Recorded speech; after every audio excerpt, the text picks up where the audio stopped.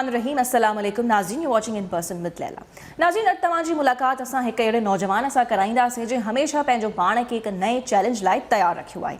हिकु नौजवान जंहिंजो ख़्वाबु जबलनि जी चोटुनि खे फ़तह करणु हुयो ऐं हाणे हू उन ख़्वाब खे हक़ीक़त में बि बदिलाए चुको आहे। असीं सवाल हुनजो आॾो रखंदासीं त आख़िर हू इन्हनि ख़्वाबनि खे उन हक़ीक़त में कीअं जेको आहे आंदो, ऐं न सिर्फ़ु एतिरो पर हू सिंध जो पहिरियों नौजवान आहे जंहिं न सिर्फ़ु माउंट एवरेस्ट खे फ़तह कयो आहे पर हाणे दुनिया जी सभ खां थधी चोटी अंटार्कटिका जे माउंट विंसन ते बि कामयाबी सां झंडो बुलंद करे चुको आहे। ॻाल्हि करे रही आहियां सिंध जे पहिरें माउंटेन क्लाइंबर असद मेमन जी। असद, अस्सलाम वालेकुम। ऐं पहिरीं त असां तव्हांखे इहो ॿुधाइणु चाहियूं था त we are very very proud of you. असांखे तव्हां ते तमामु घणो फ़ख़्रु आहे। पूरे पाकिस्तान जे लाइ फ़ख़्र जी ॻाल्हि आहे, पर ज़ाहिर सिंध जे लाइ ॿी टीं ते ख़ुशीअ जी ॻाल्हि आहे। सो हिकु नौजवान जंहिंजो लाड़काणे सां तालुक़ु हुजे थो, उते त जबल किथे हुजनि था, उते रही करे जबलनि जो आख़िर ख़्यालु कीअं आयो तव्हांखे?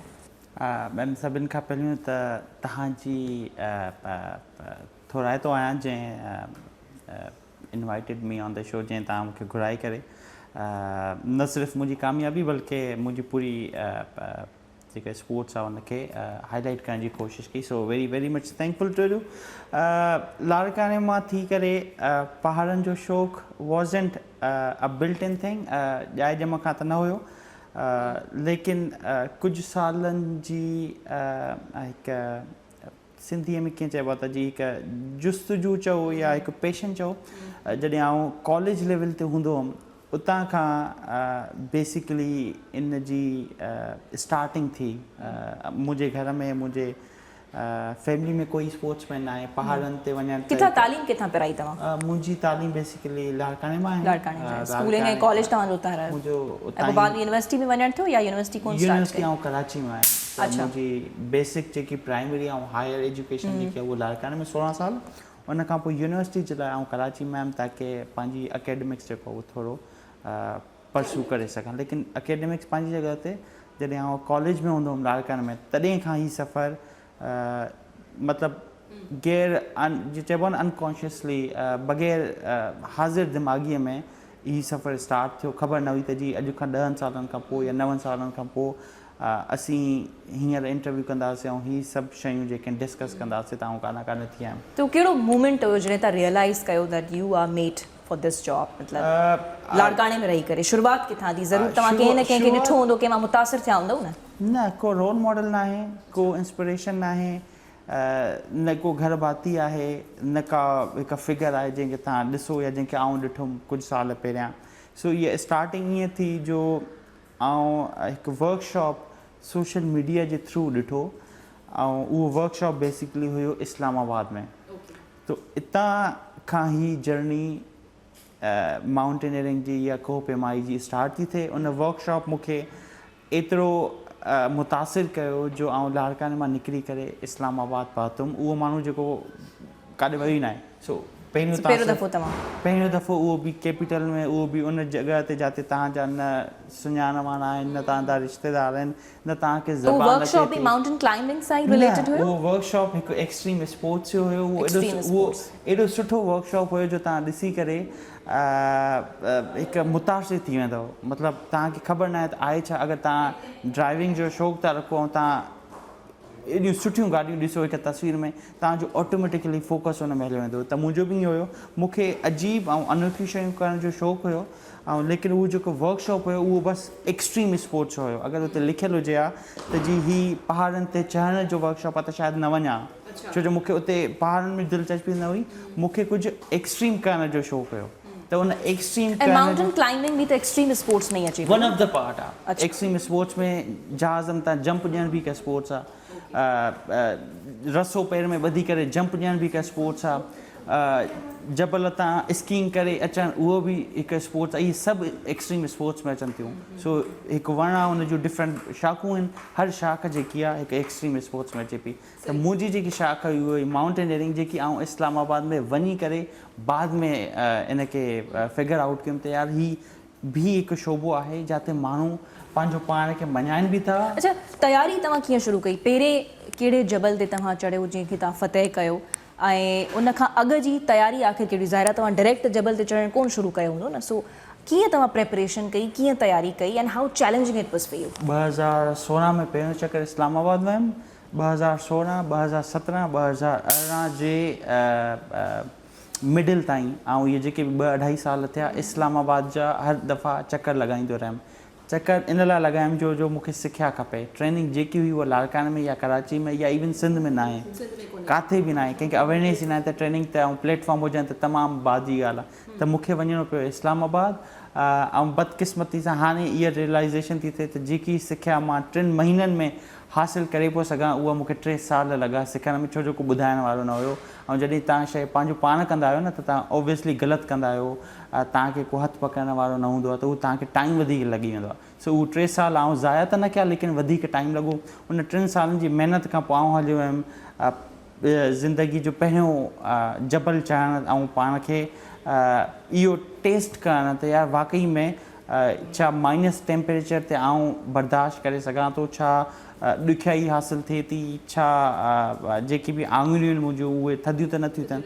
सो आउं शिमशाल हलियो हुयुमि। शिमशाल हिकु ॻोठ आहे, अगरि तव्हां हुंज़ा वेंदव त हुंज़ा खां 4 कलाक जे फ़ासिले ते अंदरि जी तरफ़ हिकु ॻोठ आहे। उनखे उते बेसिकली नंढियूं बि चोटियूं आहिनि, वॾियूं बि चोटियूं आहिनि, आम बि आहिनि, मुश्किल बि आहिनि। त तव्हां हिकु सिख्या जे लाइ न उते वेंदा आहियो। त उते वञी करे मुंहिंजी पहिरीं चोटी हुई 6000 मीटर, तक़रीबन 18000 फीट जे क़रीब। मिंगलिक सर हुनजो नालो हुयो। 2018 जी ॻाल्हि आहे। ऐं उनखे आउं घर जे कपिड़नि में, शलवार कमीज़ में, बग़ैर कंहिं सुठे औज़ारनि जे, बग़ैर कंहिं सिख्या जे ऐं बग़ैर कंहिं हिकु प्रॉपर गाइड जे कोशिशि कई वञण जी ऐं करण जी, ऐं मां करे वरितुमि। शलवार कमीज़ में प्रॉपर हुनजो अच्छा माण्हुनि लाइ जो प्रॉपर सूट हूंदो आहे न, ज़ाहिर सूट हूंदो आहे, एटलीस्ट शलवार कमीज़ न हूंदी आहे। ऐं चवण जो इहो आहे त अवेयरनेस न हुई। उहे ई जेके घर खां कपिड़ा पाए तव्हां हलिया वियो ऐं तव्हां हिकु नॉर्मली बसि वॉक इन द पार्क वांगुरु तव्हां कयो, जेको न आहे। पर लेकिन तव्हांखे ख़बर न आहे न, तव्हांखे ख़बर न आहे पाइबो छा आहे, न तव्हांखे कंहिं ॿुधायो आहे। हींअर बि आउं हिन स्पोर्ट्स जे बारे में सिंध में एॾो ॻाल्हायां थो पियो, ॿियो कोई आहे ई न। So this is something which is very rare in terms of. अच्छा पोइ छो सम्झो था त सिंध में माउंटेन क्लाइंबिंग जी गाइडेंस जेको आहे उहा नौजवाननि खे न ॾिनी वञे थी? Do U think it is because of त ख़बर कोन आहे, अनअवेयरनेस आहे, नौजवान उन शइ जी डिमांड बि कोन कनि था? ठीकु आहे, हाणे तव्हां जीअं एज़ अ स्टार पंहिंजो सभिनी खे नज़र अचो पिया, पर छा इहो वन ऑफ द रीज़न्स आहे त भई हिन हिकिड़े शइ जी डिमांड कोन आहे त पोइ उन जी ट्रेनिंग वग़ैरह छो न ते पंहिंजो तवजह ॾिजे? जेकी प्राइमरी कॉज़ आहे हिन स्पोर्ट्स खे या हिन स्पोर्ट्स जो रुझान न हुजण जी, लेक ऑफ अवेयरनेस। हिन सूबे में या इवन ओवरऑल पाकिस्तान में असां 10 ॼणा आहियूं आउट ऑफ पूरे मुल्क में 25 करोड़ जी आबादी, सिर्फ़ु 10 माण्हू एवरेज ते विया आहिनि। त इन में इहो न आहे त यार आउं ग़रीब आहियां, हू अमीर आहे, इन करे रहिया न। आउं ग़रीब आहियां, I am from a middle class. त पैसनि जो फैक्टर त इन में आहे ई न, महिनत जो, लॻ जो, ऐं तव्हां केतिरा सिंसियर आहियो पंहिंजी फील्ड में, उहो आहे। लेकिन लेक ऑफ अवेयरनेस ऐं जियोग्राफिकली असांजो जेको एरिया आहे उहो फ्लैट आहे, असां वटि पहाड़ आहिनि बि कान। लेकिन अगेन मां तव्हांजे साम्हूं आहियां, पहाड़ न हुजण खां बावजूद बि आउं इस्लामाबाद हलियो हुयुमि, त कोई तव्हांखे रोके नथो। बट असांजे it is more about the passion as well न, तव्हांजो पैशन आहे, यानी हिते हर शइ माण्हू एज़ अ जॉब उनखे परस्यू कनि पिया। बट पैशन लाइ बि न तव्हांखे हिकु टर्निंग पॉइंट खपे न। हाणे मूंखे उहो वर्कशॉप अगरि न मिले हा त आउं त लाड़काने में या वधि में वधि कराची में हिकु ट्रेडिशनल जॉब कयां हा न, ऐं हर उहा ज़िंदगी गुज़ारियां जेके मुंहिंजे वालिद, मुंहिंजो ॾाॾा या जेके बि क़रीब वारा माण्हू गुज़ारनि था पिया। सो उहो टर्निंग पॉइंट लाइ मीडिया जो किरदारु, हुकूमतुनि जो बि किरदारु, ऐं हर उन माण्हू जो जंहिं वटि हिकु पोज़ीशन आहे, अहम आहे त हू जेके ट्रेडिशनल स्पोर्ट्स आहिनि या ट्रेडिशनल जेके कम आहिनि उन खां निकिरी करे हिन फील्ड में बि, छो जो मुंहिंजी फील्ड आहे, I speak about my field, हिन फील्ड में बि थोरो घणो इनकरेज ऐं मोटिवेट माण्हुनि खे कनि ताकी हू थोरो घणो बट पोइ ओतिरे लेवल ताईं कयो वञे पियो, हिमत अफ़ज़ाई कई वञे पई हिन फील्ड में माण्हुनि जी? जीअं तव्हां असांजे सिंध जा ज़ाहिर आहिनि, स्टार आहे, पूरे पाकिस्तान जा स्टार आहियो, पर स्लोली एंड ग्रेजुअली अगेन ही अच्छा सर मूंखे इजाज़त ॾिजो, इहो सवाल ॿीहर तव्हां खां हिकु शॉर्ट कमर्शियल ब्रेक खां बाद में अची करे कंदसि, जो ॾाढी इंट्रस्टिंग गुफ़्तगू हले पई, मुंहिंजी इंटरफेयर करण ते दिलि सफ़ा कोन चवे पई। त नाज़रीन हिकु शॉर्ट कमर्शियल ब्रेक, असांजो स्टार असां सां गॾु आहे असद मेमण। हिकु शॉर्ट कमर्शियल ब्रेक वठंदासीं ऐं ब्रेक खां वापसि अची करे हितां जी गुफ़्तगू खे जारी रखंदासीं।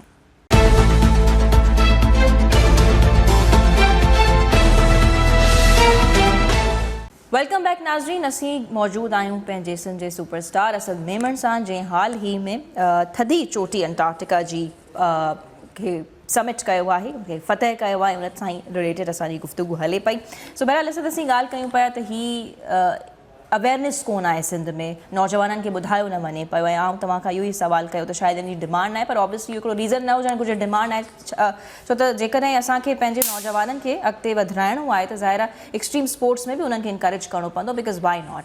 सो इहो ॿुधाइजो त तव्हां सभु ही हेसी ताईं जेके कामयाबियूं माणियूं आहिनि, जेके पीक्स फ़तह कयूं आहिनि, what was the reaction of your family? या शुरू में जॾहिं तव्हां इहा कमु पंहिंजो शुरू करे छॾियो त तव्हांजी फैमिली जो रिएक्शन छा अची पियो?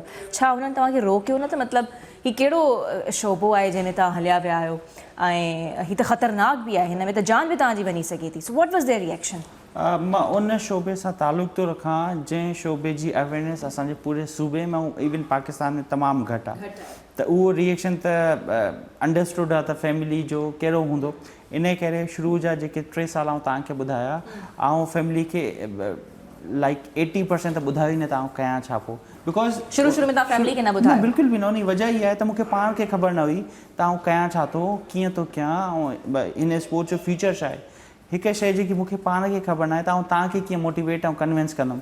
सो अगरि उन टाइम आउं पंहिंजी मदर खे या फादर खे या फैमिली खे कंहिंखे बि इहो ॿुधायां त उनजो आंसर स्ट्रेट अवे नो हुजो, ऐं उनखे आउं जस्टिफाई बि न करे सघां। ऐं बदकिस्मती सां थिए इहो आहे त आउं घरु वेही रहां। सो आउं लिकी त न, बट कुझु शयूं न ॿुधाए करे पंहिंजी महिनत करे इन स्पोर्ट्स खे कंटिन्यू कयो। ऐं पहिरियों आर्टिकल मुंहिंजो 2018 में जंग में छपियो।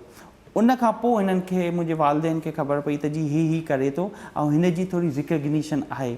In time I can justify, ॾिसो आउं हे कमु कयो, अख़बार में इहो छपियो, माण्हुनि खे वणे थी। जंहिं दौरान तव्हां उन्हनि खे न ॿुधायो, तव्हां खां पुछंदा कोन आहियो त तव्हां इस्लामाबाद में आख़िर कयो छा पिया? पढ़ाईअ जो वर्कशॉप, वर्कशॉप। ऐं पहिरियों जेको वर्कशॉप हुयो उहो बि इहो ॿुधायो त जी हिकु अकेडमिक्स जो या हिकु पढ़ाईअ सां रिलेटेड 3 ॾींहंनि जो वर्कशॉप आहे, ऐं जेको अटेंड करे वापसि छो जो पैसा उन्हनि खे ॾियणा हुया, यू नो। सो उन करे उन्हनि खे एतिरो थोरो असांखे इहो बि ॿुधायो त तव्हांजो शुरू में जॾहिं तव्हां नए में इहा शइ शुरू कई पए, पीक्स कॉन्कर करणु शुरू कयूं, थोरो ॿुधायो त पैसा ख़र्चो केतिरो आयो, केतिरो एवरेज ख़र्चो हुजे थो, ऐं तव्हां शुरू में कीअं मैनेज कयो? अगेन तव्हां पंहिंजी कैपेसिटी में रही करे हर कमु करे सघो था।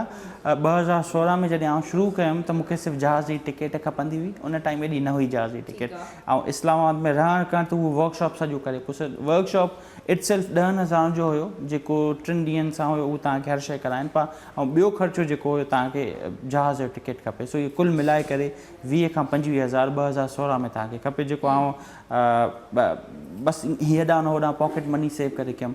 3 सालनि ताईं वधि में वधि 20-30,000 पर ईयर आउं ख़र्चु कयो, जेको मैनेजेबल आहे, एॾो मसइलो न आहे। जॾहिं पहिरीं मां पंहिंजी चोटी क्लाइम करणु त मूंखे तक़रीबन 80 खां 90,000 खपंदा हुया 2019 3 सालनि जी महिनत खां पोइ। ऐं 3 सालनि जी महिनत अगरि कई आहे त एटलीस्ट ऐं 5-5 हज़ार महीने में सेव बि कयां त 1 लख रुपया 3 सालनि में आराम सां आई कैन सेव। ऐं फज़ूल ख़र्ची न कई, ऐं पंहिंजी फ़ोन चेंज न कई, ऐं सुठा कपिड़ा न वरिता, ऐं सिर्फ़ु इन करे सेव कयो जो हीअ शइ मूंखे वणे पई। हींअर बि जेके बि आउं चोटियूं सर कयूं इन में को एक्स्ट्रा या फज़ूल ख़र्ची आउं न कई आहे। आई नेवर, आउं अमेरिका थी आयो आहियां, हिकु आईफोन वठण में को मसइलो न आहे। मां जेको बि हिन 7 सालनि में दुनिया जे 7 कॉन्टिनेंट्स ते वियो आहियां, महांगे खां महांगो, सस्ते खां सस्तो। अलाह ताला अपॉर्चुनिटी ॾिनी आहे तमामु शयूं करण जूं, लेकिन आउं वेरी उहो बि सभु तव्हां पाण मैनेज कयो या स्पॉन्सरशिप वग़ैरह खे कीअं मैनेज कयो? ज़ाहिर स्पॉन्सर्स बि मिलंदा हूंदा न तव्हांखे? सो आउं जेको मक़सदु शुरू कयो पंहिंजो, बैकग्राउंड ॾियणु लाज़मी आहे तव्हांजे सवाल जो जवाबु ॾियणु। जेको मां मक़सदु शुरू कयो 2019 में, उहो मक़सदु आहे दुनिया जे 7 खंडूं, हर खंड जी बुलंद तरीन चोटी खे सर करिणो आहे। 7 खंड असीं हींअर एशिया में वेठा आहियूं। हिकु ऑस्ट्रेलिया आहे, हिकु यूरोप आहे, हिकु साउथ अमेरिका आहे, हिकु नॉर्थ अमेरिका आहे, हिकु अंटार्कटिका जा तां मोटी आहियां, हिकु अफ्रीका। ईअं 7 खंडनि जी हाईएस्ट पीक खे सर करिणो आहे। हीउ सफ़र 2019 में आउं शुरू कयुमि। जॾहिं हीउ सफ़र आउं शुरू कयुमि त कोई थोरो हिनखे असां न क्लियर बि करे वठंदो पंहिंजे नाज़रीन जे लाइ। तव्हांजो मिशन आहे दुनिया जे 7 कॉन्टिनेंट्स जूं सत ई पीक्स खे छो जो 7 कॉन्टिनेंट जी, आहिनि जी। न, त हर कॉन्टिनेंट जी काई सत पीक्स खे तव्हांखे कॉन्कर करणो आहे, समिट करणो आहे, जंहिंमां तव्हां 6 करे चुका आहियो जंहिंमां आउं 6 सालनि में 6 कयूं आहिनि, हिक साल में and you are very close to your mission I am ऐं ऑलमोस्ट उन खां बाद में तव्हां एशिया जा पहिरियां नौजवान बणिजी वेंदो इंशाल्लाह सो मूंखे त हाणे नाज़रीन गूज़ बम्स अचनि था एंड असां लुक फॉरवर्ड टू कयूं था हिन मूवमेंट खे इंशाल्लाह, ऐं इंशाल्लाह। Already we are very very proud of you so बहरहाल तव्हां प्लीज़ जारी रखिजो तव्हांजो इहो मिशन आहे and you are very close to your mission so अॻिते जी 2019 में इहो मिशन शुरू कयो, तंहिं महिल असांखे कोई सुञाणे बि न पियो, पैसा ॾियण त स्पॉन्सरशिप उन टाइम न मूंखे ख़बर हुई, न कोई राज़ी हुयो पैसा ॾियण जे लाइ। तो 2019 खां वठी 2020 ऐं 2021 3 साल 3 खंडूं जेके आहिनि पंहिंजो पाण कोशिशि कई पैसा भरण जी ऐं कुझु दोस्तनि जी मदद सां। ऐं लाड़काने मां तालुक़ तौर खां न को सियासी घराने खां तालुक़ आहे, न को कोई हिकु हाई फाई फैमिली आहे, तो पैसनि जो जेको तालुक़ उहो तमामु लिमिटेड हुयो। सो कुझु पंहिंजी अर्निंग, कुझु कमु ऐं मेजर जेको पोर्शन हुयो पैसनि जो उहो दोस्तनि बग़ैर कंहिं रीज़न जे या कंहिं रिटर्न जे मूंखे हेल्प कई काफ़ी। सो यूरोप वञी करे ऐं नॉर्थ साउथ अमेरिका वञी करे ऐं कुझु पैसा गॾु करे 2 खंडूं कयूं। 3 खंड जेकी अफ्रीका जी उतां खां मूंखे कुझु फाइनेंशियल जेकी सपोर्ट मिलणु शुरू थी, चाहे उहो पब्लिक सेक्टर हुजे या प्राइवेट सेक्टर हुजे। छो जो अफ्रीका जी जेकी खंड आउं समिट कई आहे उन में आउं हिकु रिकॉर्ड ठाहियो जेको एशिया जी लेवल ते हुयो। ऐं 2021 में अफ्रीका जी बुलंद तरीन चोटी जंहिंखे किलिमंजारो चइबो आहे, दुनिया मां 1 लख माण्हू किलिमंजारो खे सर करणु वञनि था। उन 1 लख माण्हुनि मां आउं उहो माण्हू आहियां जंहिं उनखे 14 कलाकनि में सर कयो। हिन महिल ताईं जेके माण्हू बि वेंदा आहिनि उनखे 7 ॾींहंनि में 5 ॾींहंनि में 6 ॾींहंनि में कंदा आहिनि। ऐं उनखे 14 ॾींहंनि में जॾहिं सर कयो त मुंहिंजी जेकी ख़बरूं आहिनि उहे BBC खां वठी करे हर इंटरनेशनल इदारो, पाकिस्तान इंटरनेशनल इदारे कवर कयो। जॾहिं उन्हनि कवर कयो त मूंखे थोड़ी रिकग्निशन इंटरनेशनल मिलणु शुरू थी। जॾहिं इंटरनेशनल रिकग्निशन मिली माना ॻाल्हि करे रहियो जॾहिं 3 खंड जी हाईएस्ट पीक खे 2021 जी जॾहिं रिकग्निशन मिलणु शुरू थी त माण्हू मूं रीच आउट करणु शुरू कयो जी अच्छा तव्हां हे कमु कयो आहे, तव्हांजो नेक्स्ट टारगेट छा आहे? मां चयो मुंहिंजो नेक्स्ट टारगेट आहे अच्छा असीं तव्हांखे सपोर्ट कंदासीं। सो फाइनेंशियल रिस्पॉन्सिबिलिटी 2022 खां अचणु शुरू थी। तव्हां शुरूआत जेको आहे 2019 में कई 2022 में U got your first response. मां इनिशियल मेजर टोयोटा थी वई, रेड बुल थी वई। इन्हनि चयो यार ही माण्हू कम जो आहे, ही सिंध मां थी करे गर्मीअ मां थी करे असांजे मुल्क खां निकिरी करे असां इहो ई असां बि ॼाणणु चाहियूं था त हाउ डिड यू सर्वाइव, मतिलबु ही त वॾियूं ख़तरनाक पीक्स आहिनि, तव्हां सर्वाइव कीअं कयो ऐं सभ खां टफेस्ट पीक तव्हांजी कहिड़ी हुई जंहिं ते तव्हांखे लॻो त हाणे टफेस्ट त एवरेस्ट हुई, ऑफ कोर्स एवरेस्ट टफेस्ट हुई। माण्हू मरनि था, मुंहिंजा दोस्त मरंदा ऐं ॾिठा, मुंहिंजो हथु भॼंदे आउं ॾिठो, वरी उहो ठीकु थी वियो। टफेस्ट त इहा हुई, लेकिन हर जबल जो हिकु पंहिंजो न ॾुखियो बि आहे ऐं सुठो बि एंगल आहे। Everest was the toughest, mount Everest तव्हांजे लाइ टफेस्ट पीक रही। छो जो उते माण्हू उन दौरान तव्हां पंहिंजा दोस्त कॉलीग्स बि जेको आहे उन्हनि खे जान विञाई बि ॾिठो। यस, 2 माण्हू, हिकु इंडिया जो हुयो, हिकु हंगरी जो हुयो, जेके असां जंहिं 2 महीना मूंखे एवरेस्ट ते 2 महीना लॻा। सो 2 महीना अगरि आउं तव्हां सां गॾु आहियां त हिकु बॉन्डिंग ऑटोमेटिकली ठही थी वञे। त उन 2 महीननि खां पोइ आउट ऑफ नो वेयर अॻिले ॾींहुं जॾहिं तव्हां मथे चढ़ण ते वञो था समिट ते ऐं उते तव्हांजी डेथ थी वञे त हाउ यू विल फील कि हिकु माण्हू जेको 2 महीननि में असांजो राब्तो घर वारनि सां न हूंदो आहे, नेट न आहे हुते कुझु बि न आहे। सो असांजो इहा जेको मुंहिंजो घर वारी फैमिली आहे उहो जेको मूंसां क्लाइंबिंग थो करे। सो असां 2 महीननि में हिकु नई फैमिली ठाहियूं था ऐं 2 महीननि में असां हर शइ ख़बर थी पए तव्हांखे वणे छा थो नथो वणे। ऐं लास्ट मोमेंट ते जॾहिं फाइनल सक्सेस वारो टाइम आहे उते तव्हांजी जान हली थी वञे। ऐं इहो कॉमन आहे एवरेस्ट ते, छो जो उहो बुलंद आहे। मां ॻाल्हि थो कयां आसान सिंधी ज़बान में, जॾहिं तव्हां इस्लामाबाद खां कराची या कराची खां जॾहिं इस्लामाबाद वेंदा आहियो या चलो दुबई बि वेंदा आहियो, जंहिं हवा ते जहाज़ वेंदो आहे न असां उते वेंदा आहियूं। सो उहो जहाज़ 2000 तक़रीबन 30,000 फीट 3000 फीट जी बुलंदी ते वेंदो आहे। त एवरेस्ट जी हाइट जेकी आहे उहा 3000 फीट आहे। अच्छा, एवरेस्ट जी हाइट उनजी पीक खे कॉन्कर करण खां पहिरीं तव्हां पंहिंजो पाण खे फिज़िकली ऐं मेंटली प्रिपेयर कीअं कयो? ऐं स्कर्दो ईंदो वेंदो रहियुमि। 2022 खां वञी करे लाड़काने या इवन हिते कराची में रही करे तव्हां सिर्फ़ु रनिंग करे सघो था ऐं तव्हां हाइकिंग ते बि वेंदा आहियो, इहो बि आहे तव्हांजे इंटरव्यूज़ में। हिते फ़ाइदो न आहे कुझु बि कान। जंहिं स्पोर्ट्स में मां आहियां न, मजबूरी इहा आहे त मूंखे मथे वञिणो थो पए, स्कर्दू हुंजा, घटि में घटि इस्लामाबाद। एवरेस्ट लाइ त आउं 6 महीना उते रहियो बि हुयुमि।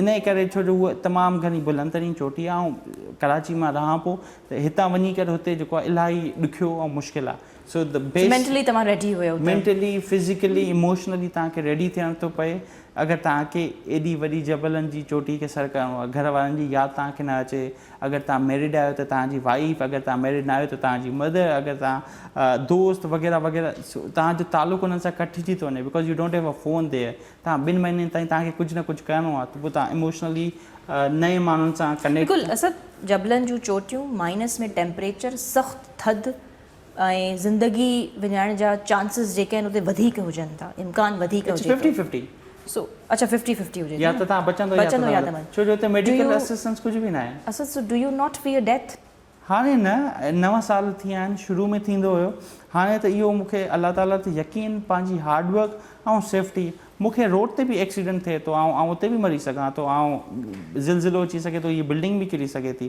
सो बजाए हिते मां न जे I love to be dying on a mountain right so 9 सालनि ताईं त हर महिनत हर सेफ्टी ऐं प्रिकॉशन्स वरिता आहिनि सो हाणे भउ नथो थिए हाणे is more about teaching more people ॿिनि माण्हुनि खे मोटिवेट करण की जी आउं अगरि करे सघां थो त तव्हां बि करे सघो था माइनस टेम्परेचर त इन जो मसइलो थोरी आहे तव्हां सुठा कपिड़ा पायो तव्हां ग्लव पायो अगरि अवन में तव्हां हिकु शइ पचाईंदा आहियो ऐं हुनजी थाली या प्लेट गरम थींदी आहे त तव्हां ग्लव पाए में कढंदा आहियो न कोई तव्हांखे नथो चए त ईअं सादनि हथनि सां कढो सो ईअं ई अगरि हिकु जबल ते माइनस टेम्परेचर आहे त कोई नथो चए त तव्हां ईअं आम कपिड़नि में वञो you wear gear and everything so हर शइ जो हिकु यू नो वे आउट आहे सही अच्छा अक्सर करे असां ॿुधो आहे त एल्टीट्यूड सिकनेस बि थींदी आहे जॾहिं को माउंटेन क्लाइंबर क्लाइंब करण जी कोशिशि कंदो आहे त हू अक्सर करे रस्ते में बीमार बि थी पवंदो आहे सो तव्हां जेको आहे इहा का बि वॾी पीक समिट कंदे रस्ते में को तव्हांखे हेल्थ चैलेंज आयो पई बीमार थी पियो तबियत ख़राब थी पई अगरि कोई माउंटेनियर आहे अगरि उहो चवे त मूंखे न थियो आहे त उहो कूड़ थो ॻाल्हाए हर माउंटेनियर खे हर दफ़े थींदो आहे तव्हांखे तबियत ख़राब थींदी आहे एल्टीट्यूड सिकनेस कॉमन आहे मथे जे सूर खां शुरू थी करे मानी सभ खां पहिरियों मथे में सूर पंहिंजो महसूसु थिए थो चक्कर अचणु मथे में सूर इज़ कॉमन अगरि नथो अचे त तव्हां में इलाही हिम्मत आहे न का आहे इम्यून सिस्टम तव्हांजो सुठो न आहे you have to have a headache okay okay okay so you have to have a headache तव्हांखे हेडेक अचणु खपे तव्हांखे मानी न वञणु खपे तव्हांखे पाणी जी नीड महसूसु न थियणु खपे ऐं तव्हांखे वॉमिटिंग अचणु खपे सो इहे सभु उहे शयूं इहे नॉर्मल शयूं इहे इंडिकेशन आहिनि त हाइट ते तव्हां आहियो अगरि तव्हांजी बॉडी रिएक्ट नथी करे हिन जो मतिलबु आहे त मथे हली इहो कंदी अगरि मथे हली इहो करे थी त इहो वधीक डेंजरस आहे सो तव्हां हिकु ॾींहुं हिकु जबल ते पहुता इहो मुंहिंजे लाइ वधीक कॉमन इन लाइ छो जो आउं ज़ीरो ते आहियां कराची में समुंड आहे ऐं जबल जेके आहिनि उहे शुरू ई 1000 2000 खां शुरू था थियनि त मुंहिंजे लाइ वधीक कॉमन आहे मूंखे मथे में सूरु अचणु बजाए हुंज़ा या स्कर्दू वारे माण्हूअ जो छो जो उहो ऑलरेडी उन हवा सां उन एटमॉस्फेयर सां आहे बहरहाल हीउ हिकु हफ़्तो हलंदो आहे अगरि तव्हां हिकु जबल ते हिकु महीनो गुज़ारियो था त पहिरियों हफ़्तो टाइम केतिरो लॻंदो आहे जॾहिं डिपेंड थो करे तव्हांजो पहाड़ केॾो वॾो आहे सो दुनिया जो वॾे में वॾो पहाड़ एवरेस्ट आहे उन खां वॾो को आहे कान सो वॾे में वॾे पहाड़ जे केतिरो टाइम लॻो हुयो 2 महीना लॻा हाणे एसि ताईं इज़ अ लिमिट उन खां पोइ जेके नंढा ईंदा वेंदा पोइ उहो टाइम घटिबो वेंदो हिन सां जुड़ियल अञा मुंहिंजे ज़हन में कुझु सुवाल आहिनि त तव्हां पंहिंजो रस्तो कीअं तइ कयो पिया छो ॾाढो इंट्रस्टिंग तव्हांजी जर्नी आहे मूंखे इजाज़त ॾिजो शॉर्ट कमर्शियल ब्रेक वठां and will be right back after a short commercial break नाज़रीन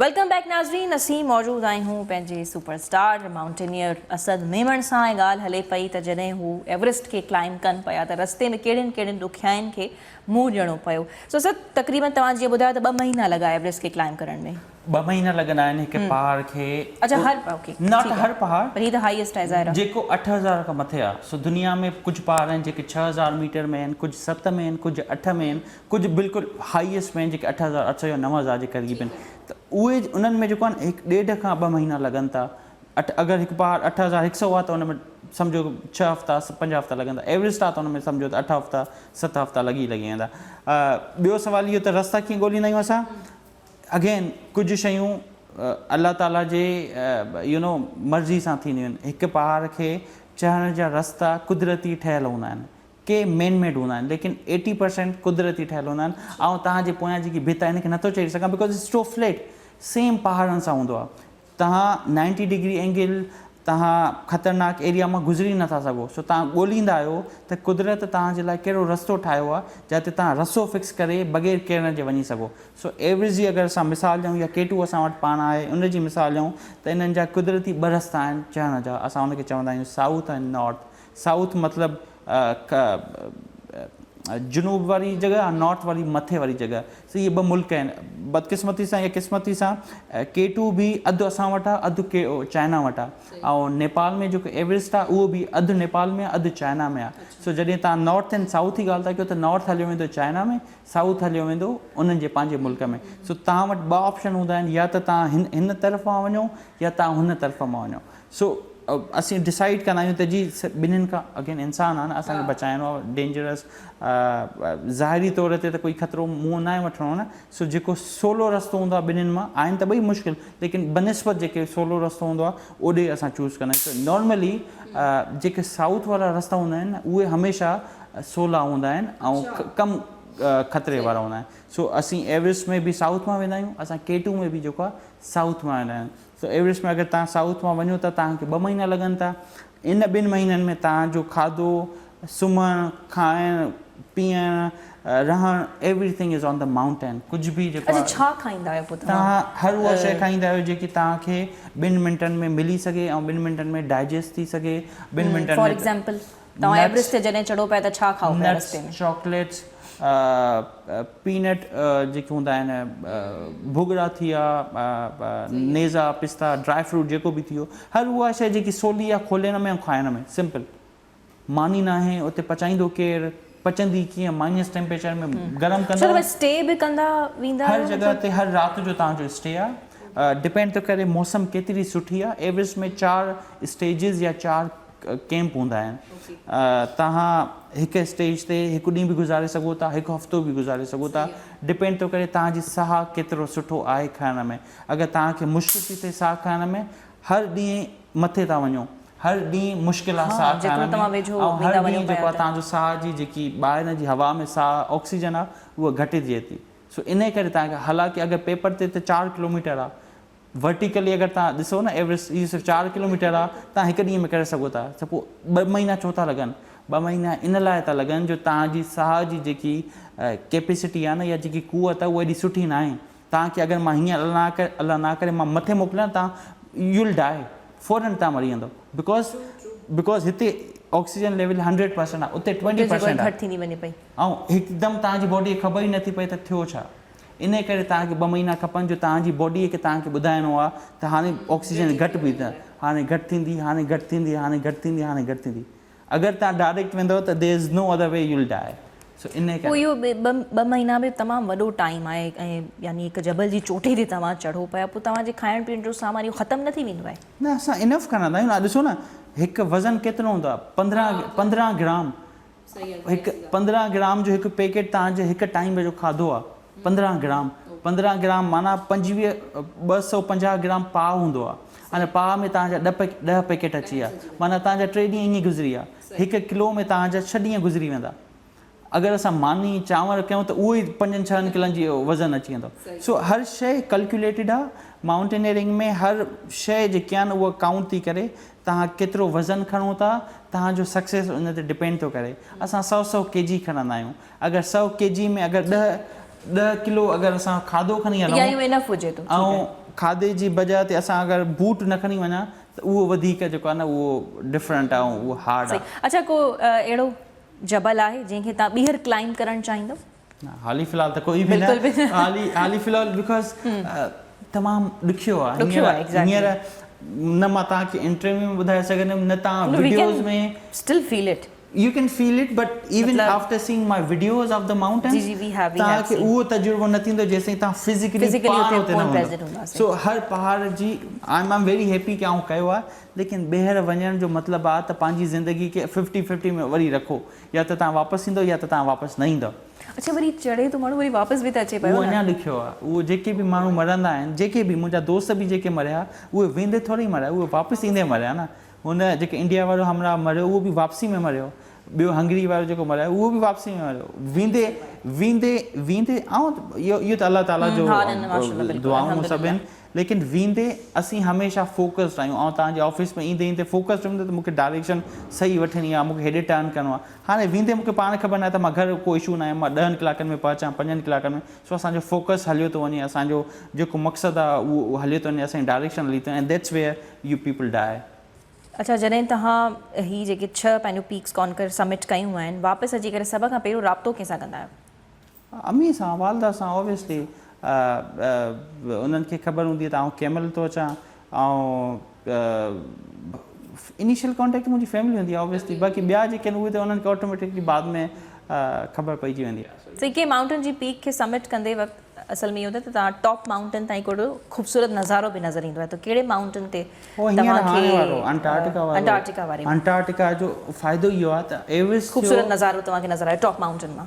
दुनिया में सवाइ अंटार्कटिका खंड जे कंहिं बि खंड में हलिया वञो त उते पथर तव्हांखे मिलंदा, त कारो ॿारो मिटी, भले मथे बि एवरेस्ट ते बि पथर आहिनि उहे आहिनि, अंटार्कटिका सॼो वाइट आहे, सॼो वाइट आहे।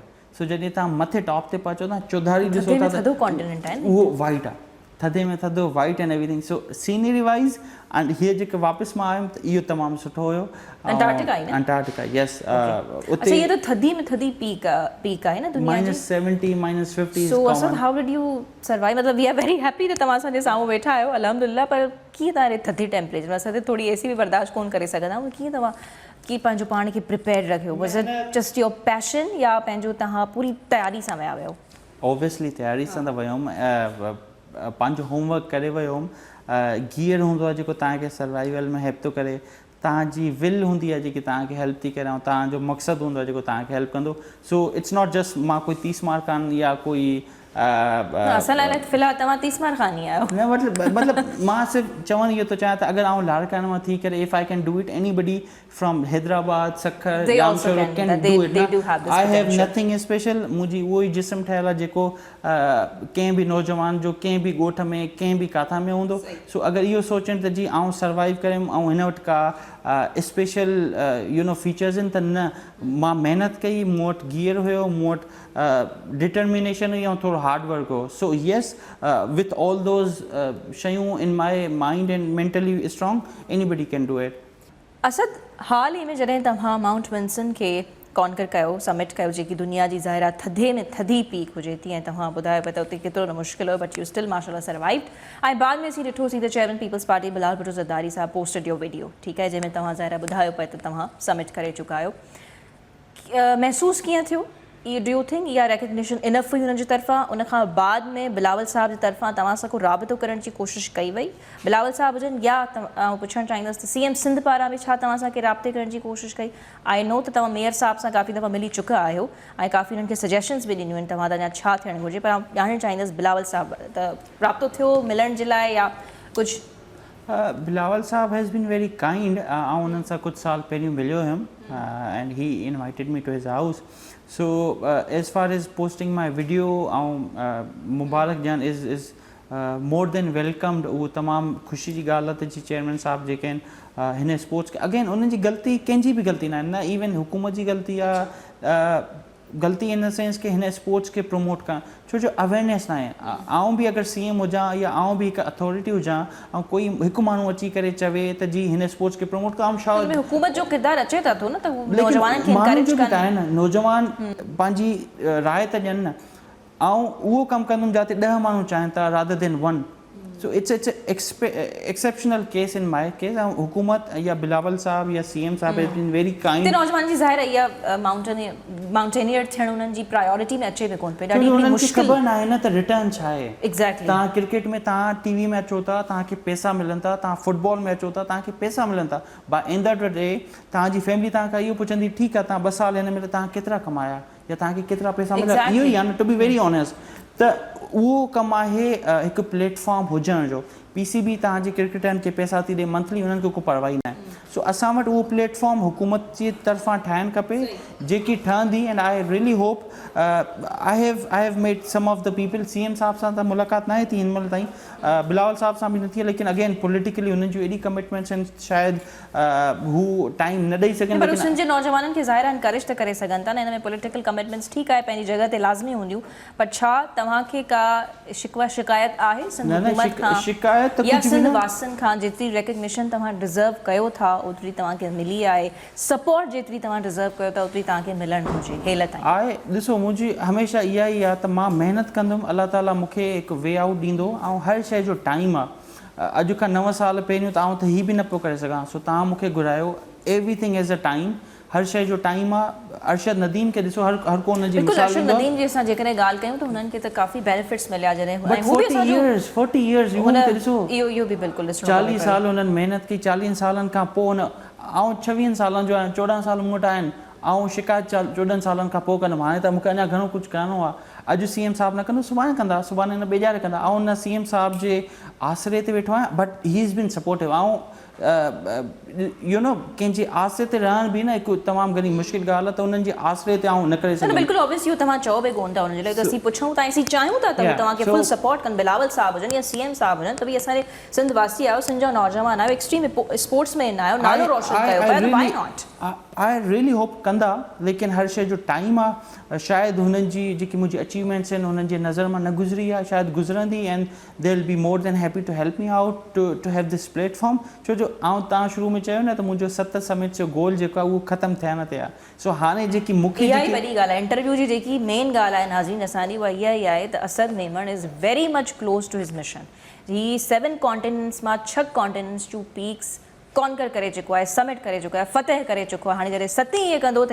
एशिया जो पहिरियों नौजवान बणिजी वेंदो जंहिं 7 कॉन्टिनेंट्स जी जेकी पीक्स आहिनि उनखे फतेह कयो आहे सो वी आर सो हाणे जस्ट लास्ट थिंग न इन गोल जे ख़तमु थियण खां पोइ मूंखे एज़ ए इंडिविजुअली सपोर्ट न खपे हाणे हुकूमत मुंहिंजे एक्सपर्टीज़ खे मुंहिंजे तजुर्बे खे यूज़ करे हुन नौजवाननि लाइ हिकु प्लेटफॉर्म ठाहे सघे थी जिते ॿिया नौजवान मूंखे मिसाल ॾेई करे पंहिंजे वालदेन सां इहो बहस करे सघनि था त जी हिन कयो आहे त हाणे आउं कंदुमि मुंहिंजे टाइम में इहो न हुयो त मां कंहिंसां बहस कयां या मां उन्हनि खे इनकरेज कयां सजाद आहे अहमद आहे यार उहो हुयो ई न कोई but now there is a Asad जंहिं एविस खां वठी करे अंटार्कटिका ताईं सभु सफ़र कया आहिनि ऐं कामयाबु थियो आहे लाड़काने खां थींदे करे सो नाउ हुकूमत can you know have a platform जिते आउं हुकूमत खे त सभु शयूं वधीक करे सघां त तव्हांजे लाइ फ़िलहाल ऐं छा मेयर साहब सां बि तव्हांजी मुलाक़ात थी हुई मेयर कराची सां उन्हनि तव्हांखे सजेशन ॾिनी हुई त कराची में कुझु हुजणु घुरिजे मेयर कराची त स्पोर्ट्स सां एॾो वाबस्ता आहे ऐं हू लव्स एंड एवरीथिंग उन्हनि बि काफ़ी कमिटमेंट्स कयूं आहिनि आई रियली होप कि जी अच्छा फ़िलहाल उन्हनि मतिलबु हेल ताईं कमिटमेंट्स कयूं आहिनि कयूं आहिनि हू तमामु पूरियूं बि त थियनि न उहो बि ज़ाहिर ॾिसणो आई होप असीं कराची में हिकु रॉक क्लाइंबिंग अकेडमी किथे न किथे जेको आहे KMC जे थ्रू ठाहे सघूं जिते न सिर्फ़ु कराची जा बल्कि सिंध मां जेके बि माण्हू जेके बि नौजवान आहिनि उहे अची करे हिन अकेडमी में बट अगेन इहो 5 सालनि जो गोल आहे इनिशिएट कंहिंखे न कंहिंखे सो करिणो असद आहे आख़िर में तव्हां कहिड़ो पैगाम ॾियणु चाहींदो हिन तव्हांखे सिंध जा समूरा नौजवान ऐं सभु इनफैक्ट ॾिसनि पिया what would be your message मां 7 साल पहिरियों न पैसनि जी परवाह कई न इहो सोचियुमि त घणा पैसा ठाहींदुमि न मां घणनि TV चैनल ते वञी करे इंटरव्यू ॾींदुमि न मूंखे केरु घुराईंदो हींअर ताईं आउं CM साहब सां न मिलियो आहे न मूंखे परवाह आहे सपोर्ट कनि था या कुझु बि कनि था उहो पार मां कंहिंजे दर ते डिपेंडेंट न आहियां ऐं पंहिंजी महिनत ऐं अलाह ताला जे करम ऐं पंहिंजी हिकु डायरेक्शन में हलां थो अगरि आउं हली सघां थो त कोई बि हली सघे थो काथां बि मां इहो बि शिकायत न कंदो आहियां त जी मां सिंध खां आहियां तॾहिं मां सिंध मां रही करे आई बिन टू अंटार्कटिका